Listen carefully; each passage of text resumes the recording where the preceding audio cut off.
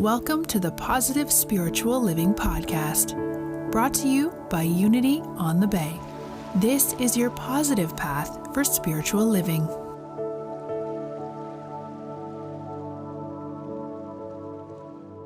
This morning is 2-for-1 Sunday at Unity on the Bay. You get two for the price of one.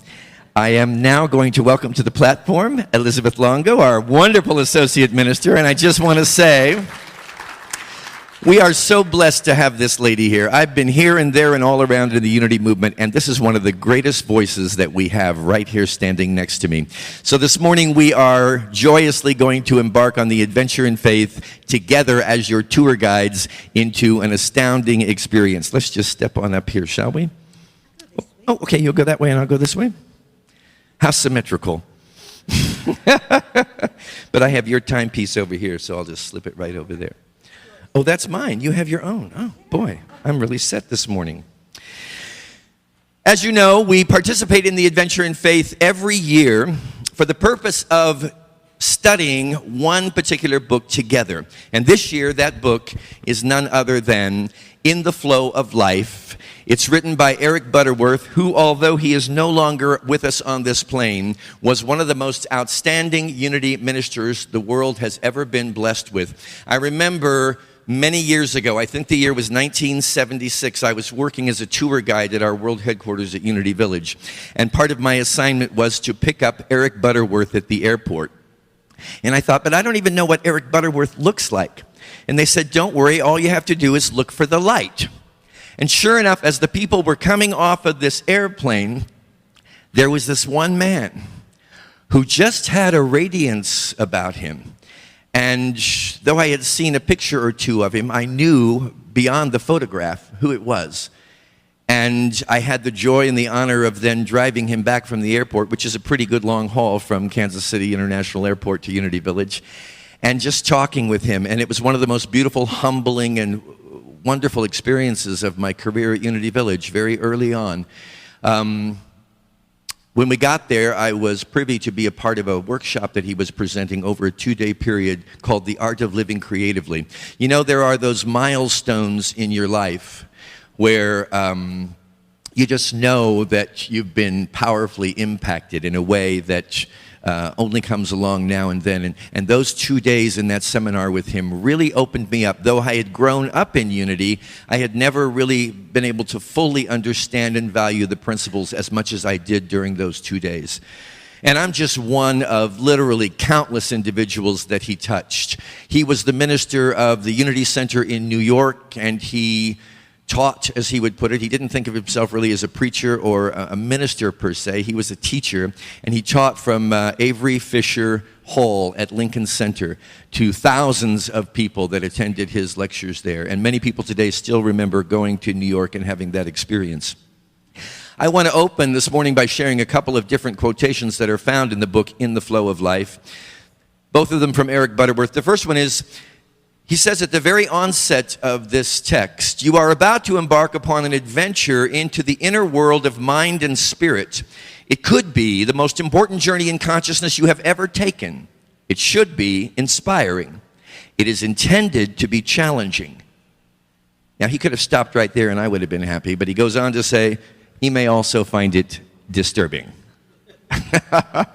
You may also find it disturbing. And that's because, I don't know about you, but for me, anytime I get a new insight or revelation regarding truth or my spiritual nature, it usually bumps right into an old idea that I've held about myself or life or other people. And so I have to do the work of releasing the old idea in order to embrace the new idea. And it's not always easy to do that. He goes on to say, if you have a fixed belief about the reality of life, a custom-made set of convictions, then you may want to turn back. For your every settled view will be challenged. I'm always telling you here on Sunday mornings that the greatest attribute anybody can have on the path of spiritual awakening is an open mind. And that means you have to have a willingness to not allow your understanding of truth or life or your spiritual nature to become crystallized. You have to keep it fluid. You have to keep it, if you will, in the flow. Your whole world will be turned upside down and inside out. Aren't you glad you came to Unity on the Bay this morning? But in the end, and this is the important part, if you keep on until you catch on, you will gain a new perspective of life that will lead you into a new experience of living. I guarantee you, my friends, no matter what happens to your world, to your experience of everyday living, no matter what challenges are before you this morning, the truth is that if you walk through them with faith, if you walk through them aligned with the flow of life, they will always expand you, they will always grow you, and they will always bless you. Thank you. I think that's the key. During these 7 weeks, we're going to have a new perspective of life, what life really is all about. I found a scripture, and don't ask me where, but I found a scripture in the book that really called me. And it says, don't let the world around you squeeze you into its own mold, but let God remold your mind from within. Love that, because the world of time and space of phenomena is constantly trying to squeeze us into a mold, right? And yet God, the God within, is constantly inviting us to free the mind, to free ourselves from any limitation, and to claim our divinity. And not only claim it, but embody it. So I'm excited and I am delighted that we're embarking on this journey.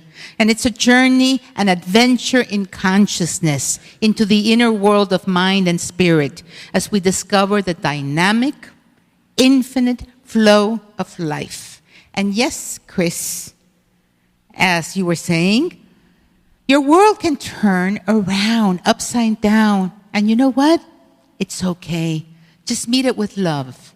Take a breath and meet it from an open heart, and things will be okay. As I knew that we were about to embark on this journey, I've had an exciting, let's say, unusual week. First thing, I started my week discovering that I had an identity theft. So right there, you have two options. Am I going to really be really upset about this and really go about it?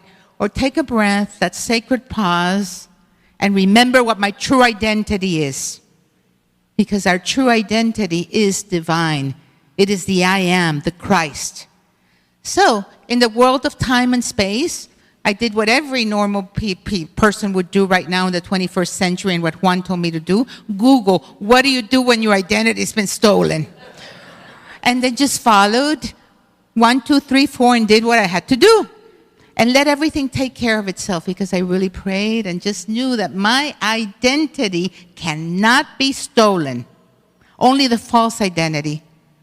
Right? And then the interesting thing, this weekend, I had all these plans, from Friday morning, I had all these plans and, my day was all set. Everybody canceled on me. All my plans went down. It's like even my manicurist canceled my manicure appointment. Really, So I said, that's interesting. So surprise me, universe. And actually, I had a fabulous weekend. Unexpected. Other people called, I did other things, So it's about going with the flow no matter what, because the world of time and space is continually changing. That's the reality. It's finding what is unchanging in us. In the book, which if you don't have it, I really invite you to get it, on page 11, Eric Butterworth talks about the two prevailing attitudes of life. The first one is the one that we're all used to. We come into the world as empty creatures who go forth to be filled. Life for us is a sum of what has happened and what we accumulate. We come into the world empty. We don't know who we are. And so our parents, our family, our teachers begin to tell us what we are. And so we are programmed. That's what Don Miguel Ruiz calls the domestication process. And we totally identify ourselves with what we've been told. And so when you ask someone, who are you? Oh, my name is this and this. I was born here. I am this. I am so many age. I'm so old. I'm a woman. I'm this. I'm that. I'm my profession. In other words, we become our resume. We become our biography, our history. But that's not who we are. That's not who we are. Or we're so caught up in what we do have in terms of material assets that then we spend our whole life protecting that. And yet, there's another way to look at life.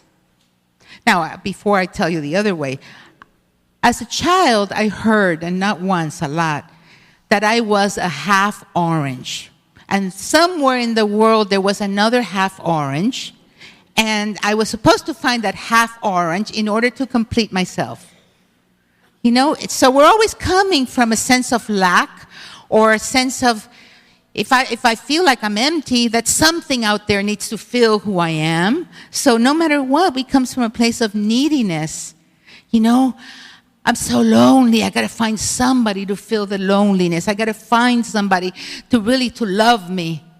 When in reality, everything that we need, we already have. So the second attitude is we come into the world as living souls of infinite potentiality to be discovered and released. For life is to be lived from within. This is the key, and this is what we are embarking on as a community. So individually and collectively, we have this opportunity to really come into our own true self, to find the center of what we are and start living from that space. In other words, we're here to discover that we are divine beings no matter what.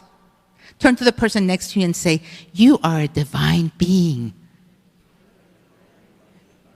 You are a divine being, Chris Jackson. It's true.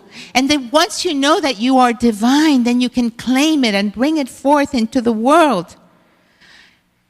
Now, as you mentioned before, again, things can get a little shaky because here's the thing, the universe loves us so much, so much, that it brings to our face and tells you, are you really committed? Are you really serious about changing your identity?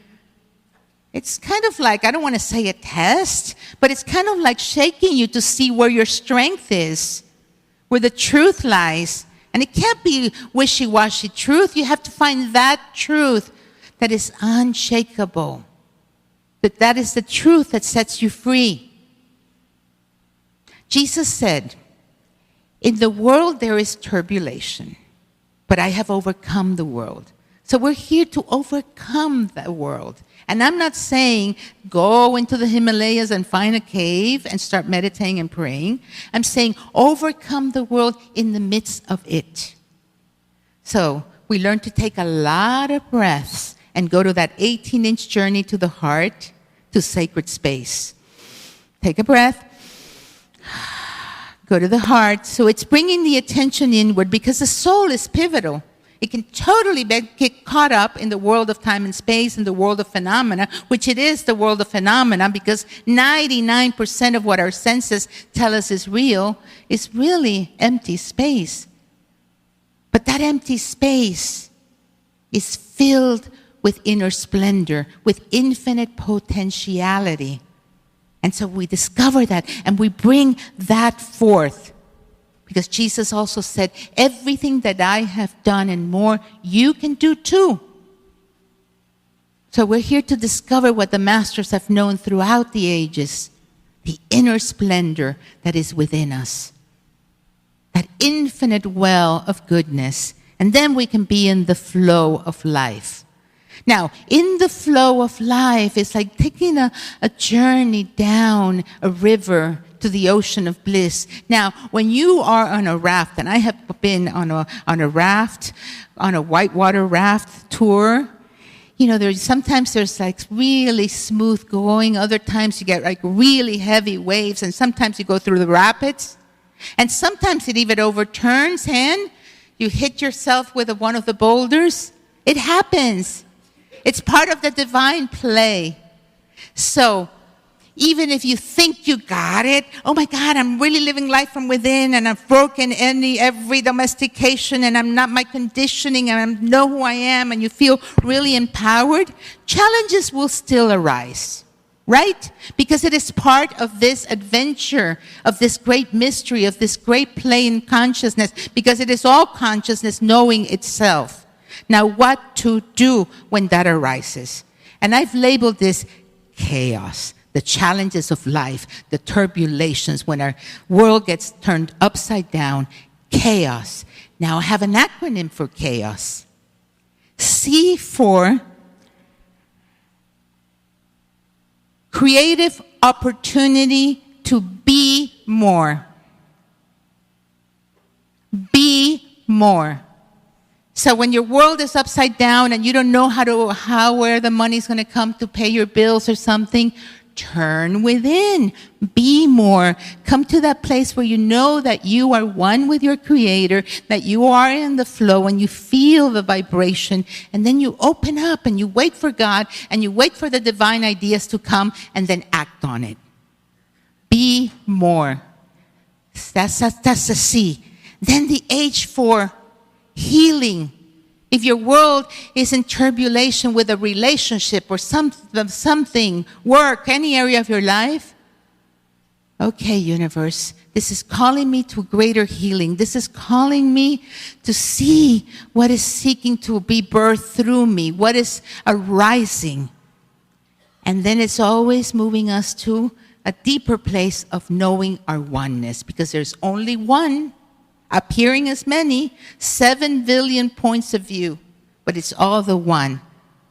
And ultimately, it is really bringing us to shift from the little self to our higher self, the S with a capital S, our higher self, our divine self. And in that divine self, we're always free. We have the strength to meet whatever challenges arise, because nothing in the world has any meaning other than the meaning that we give it. And all you have to do is believe.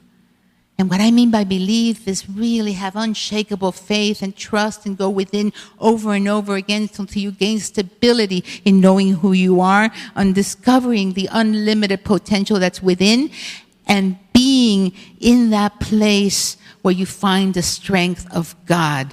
Because God is greater than any challenge. And know that you are a divine being. It's very simple. Really? It is simple, actually. It is simple, and yet it can be difficult. And the only reason it's difficult, I think, is because we have, taking responsibility for my situation, I have allowed all of this out here, this world of turbulence in time and space, to become my obsession. And I have forgotten the simplicity of just remembering to go inside of myself. Now, I was talking with you last week about Jesus' admonition to seek first the kingdom. And that is one of the instructions that Eric Butterworth reiterates in the pages of the first chapter of this book. Seek first the kingdom. It's not an afterthought. It's not something that you do only when times are really difficult, but as a perpetual practice every day in your life, seek first this kingdom. And last week I mentioned to you some of the ingredients, because I told you, that Jesus tried through parables and stories and illustrations and infinite use of words to explain to us what this kingdom was. And all of those words were like fingers pointing to the moon. If you look at the words, if you look at the finger, you miss the moon. Nonetheless, here's some words that I threw out to you last week, and I reiterate them this morning. The first one is peace, or a deep abiding sense of well-being. It comes from knowing that your source and your experience of daily life is not coming from a place of victimization based on all these insane cast of characters out here and situations and circumstances, but that it's coming from a poise that indwells you. The second is wholeness, a sense of being complete, of being healthy and healthful and vital.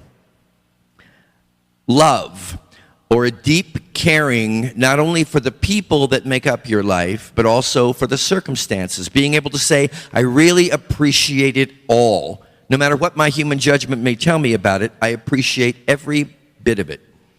The next is service, or the identification. All of this, remember, is coming from inside of you. These are experiences, they're attributes that are already within you. You know, God didn't create you incomplete and then send you forth into this world to find the other half of your orange. I'd never heard that illustration, by the way. Oh, Cuban? Okay. Latin? The other half of the orange. I don't know what we used to say. I just knew I was incomplete.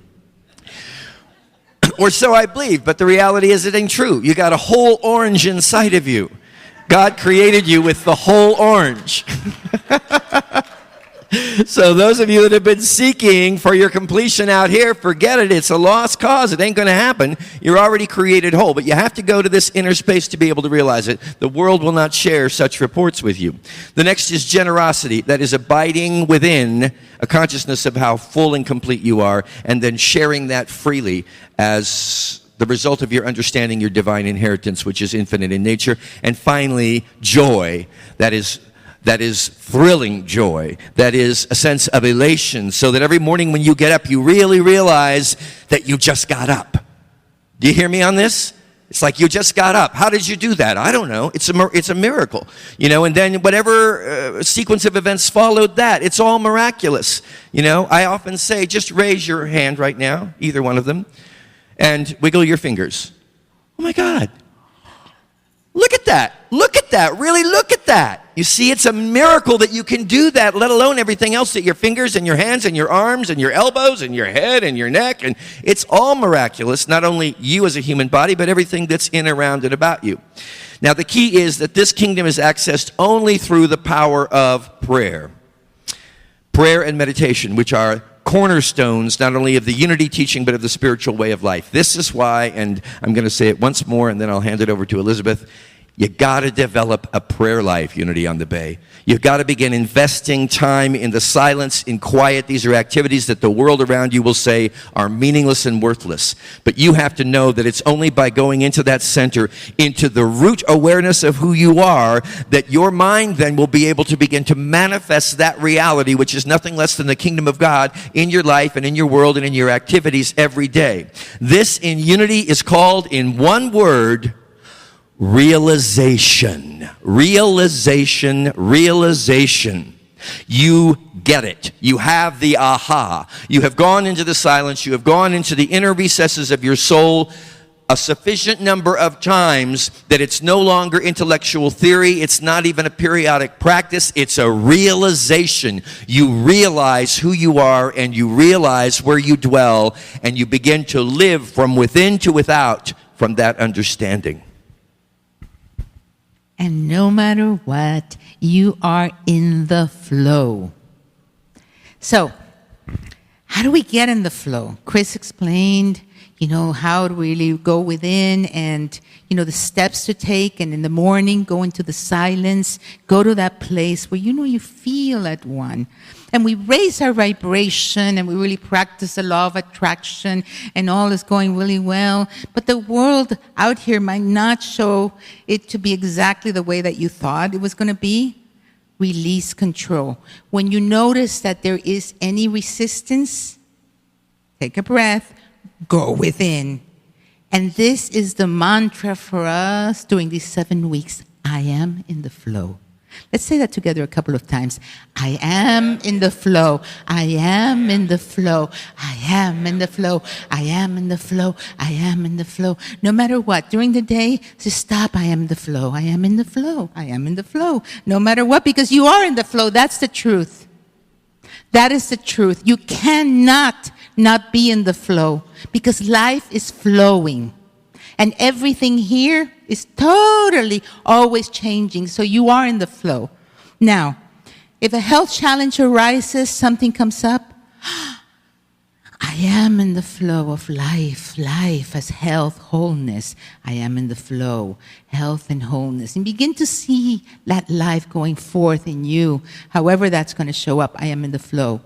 If you have some challenges regarding your prosperity, I am in the flow of abundance. I am in the flow of abundance. And you can even begin to see sparkles all over because there's infinite substance everywhere. So I am in the flow of abundance. I am in the flow of abundance. Any challenge in your relationship, I am in the flow of love. I am in the flow of love. I am in the flow of love. So no matter what, we begin to embody our divine being. Be that you desire.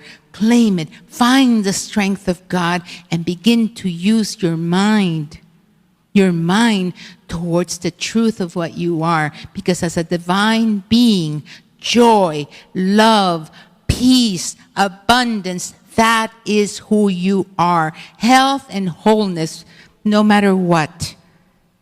Because life is unlimited. It is eternal. Beyond even the physical body, we are eternal beings of light. So take a breath, and in your heart, allow it to open to the light that you are, because you are the light of the world. Claim who you are and be in the flow of infinite consciousness, in the flow of divine life, in the flow of unlimited potential, and we're going to have an amazing, amazing adventure together. And so, as these 7 weeks begin, Unity on the Bay, and it doesn't matter whether you're engaged or involved in one of our home study programs or not, it will be potentially more potent for you if you are. But together, as a spiritual community, we are making the commitment that whatever comes upon the drama, the screen, the experience of our life, we are going to see it all as a sign, as a signal, and as an opportunity to go still deeper. And I don't know about all of you, but my experience is that the more that I commit to this, the more that I affirm that I'm in the flow of life, the more everything inside of me that doesn't believe that statement for a minute comes up for its little party. And I say, welcome that. But remember not to become further obsessed by the situations, the circumstances, and even the people in your life, but rather allow yourself to see these experiences as opportunities to draw you deeper, to follow that admonition, to seek first the kingdom, deeper and deeper and deeper. Because as you do this, my friends, I guarantee you, all of the goblins and the ghosts, it is coming up Halloween, you know. Walgreen reminded me of that the other day, though I thought it was entirely too early. It's true that that screen may become more intense, but your commitment thus must become more intense. So it's really more than some kind of misfortune that comes across your path. It is your opportunity. It's my opportunity. And we have some incredible opportunities before the whole human family right now to affirm that regardless of any appearance to the contrary, we are in the flow of life. So here's our mantra for these 7 weeks, my friends. We're going to throw it up on the screen. I am in alignment with the flow of life which guides my actions, sustains my soul, and provides for my every need. Whatever you may think you are in need of this morning, it already has been supplied in the inner kingdom. Can we make this statement together and with power? Are you all fully awake? That was not terribly convincing. Are you all fully awake? All right, let's speak it with power and with belief and with authority. I am in alignment with the flow of life which guides my actions, sustains my soul, and provides for my every need. Amen.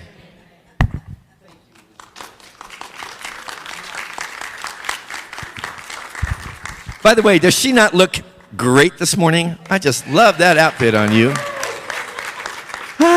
Alrighty, it's time for our prosperity opportunity. As you prepare your gift, your offering, and as our ushers come forward, I remind you that last week we issued our second tithing challenge of the year here at Unity on the Bay. That was your opportunity to prove to yourself that you cannot outgive God. We hope you enjoyed this episode of the Positive Spiritual Living Podcast, brought to you by Unity on the Bay, a spiritual community located in Miami, Florida.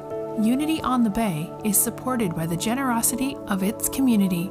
If you'd like to make a donation or learn more about Unity on the Bay, please visit unityonthebay.org. You can also follow Unity on the Bay on Facebook, Instagram, and Twitter for even more positive spiritual inspiration. Until next time, thanks for listening and many blessings. Namaste.